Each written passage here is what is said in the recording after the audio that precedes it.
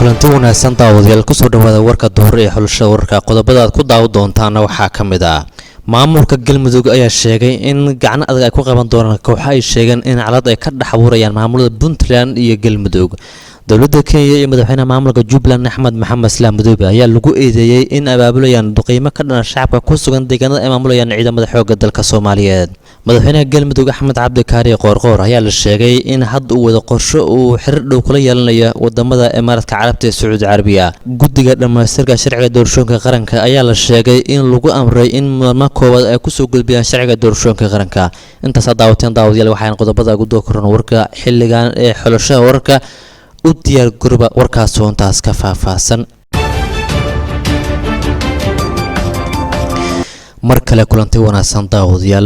daawade haddii aan ugu cusub tahay subscribe sar channelkan gambalkan furo si mar walba ay kugu soo dhacaan warar ugu dambeeya Soomaaliya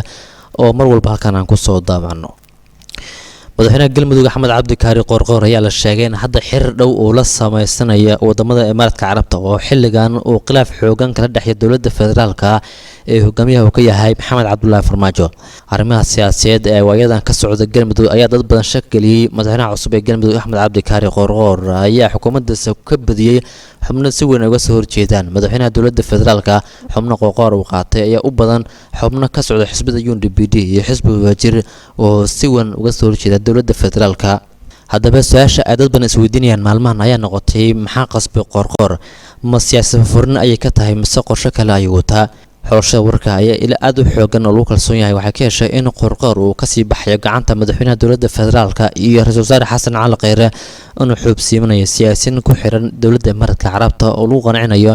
inuu u dhisi karo maamul la mid ah kan Puntland haddii uu sidaas u sameeyo ragga hawshan gacanta ku haya waa laba koox oo gunaadka iska soo horjeeda koox koowaad waxaa ka mid Axmed Macalin Fiqi iyo Liban Taliil Warsame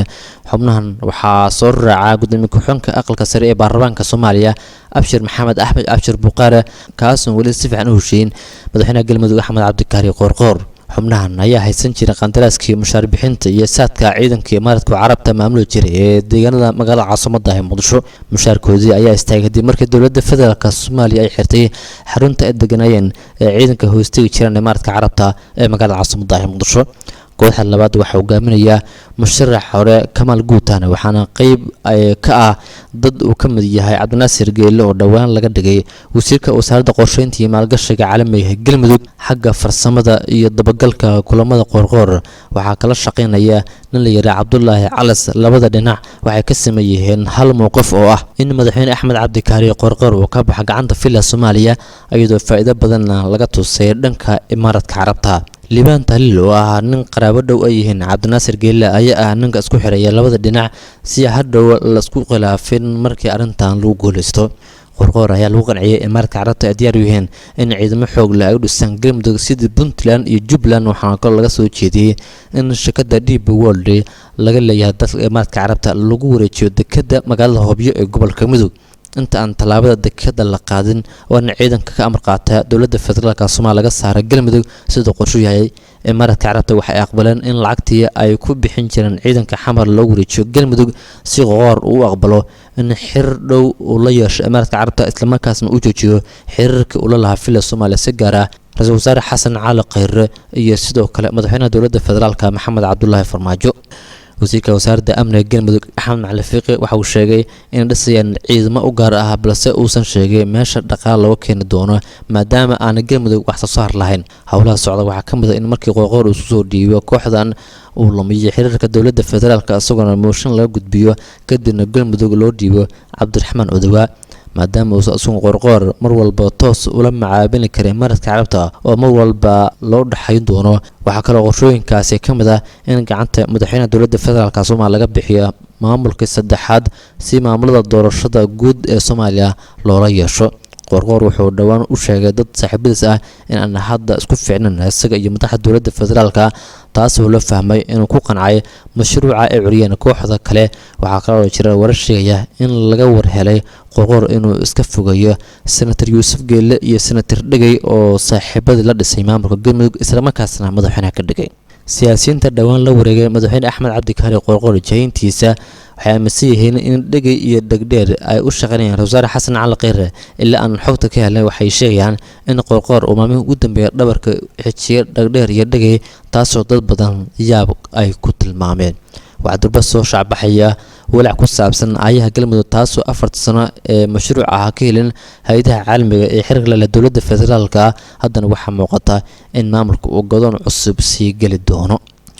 xulasho warka ayaa wali daawanaysan guddiga wadajirka ah ee labada aqal ee baarlamaanka Soomaaliya ayaa loo xil saaray dhamaystirka habraaca doorashooyinka qaranka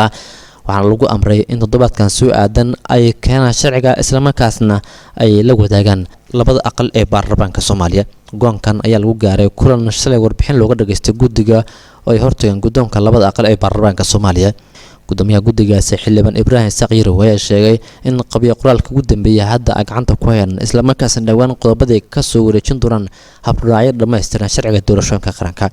gudoomiyaha golaha shacabka ee baarlamaanka Soomaaliya ayaa guddigan ku ammaanay shaqadii ay soo qabteen isagoo intaas ku daray in dalka uu doorashooyinka galayo isla markaasna guddigan looga fadhiyo in shaqadu ay ilaadan muddo toddobaad ku sigan gudoomiyaha aqalka sare baarlamaanka Soomaaliya Cabdi Xaashi Cabdullaahi ayaa dhankiisa ammaanay guddigan shaqada ay soo qabteen guddiga wadajirka ayaa guddoonka baarlamaanka waxay u xil saareen inay soo dhiraandhiriyaan habraacyo 4 ah oo tilmaamaya sharciga doorashooyinka qaranka sida koontada haweenka ee baarlamaanka sida deegaanada loo qaybsanayo kuraasta xildhibaanada baarlamaanka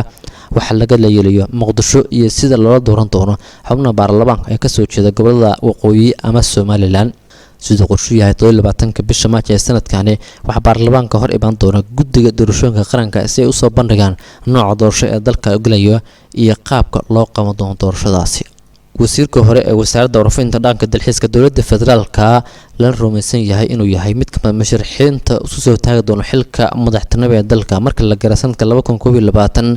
ayaa ku soo biiray siyaasiyiin ka hadlay arrimaha badda oo ay muranka gelisay dowladda Kenya qoraal dheer uu soo qoray waxa uu ku sheegay madaxweynaha dowladda federaalka looga baahan yahay cadeymo muujinaya sida uu wajahan kiiska badda Soomaaliya Daari Maxamed Goyle dowladda federaalka oo hadda talada hayso ay ku eedeeyeen inaysan wax tallaabo ah ka qaadan dhanka dacwadan tan iyo markii xilka loo dhiibay sida hadalka uu dhigo wuxuu sheegay intaasi keentay markasta maxkamadda caalamiga ICJ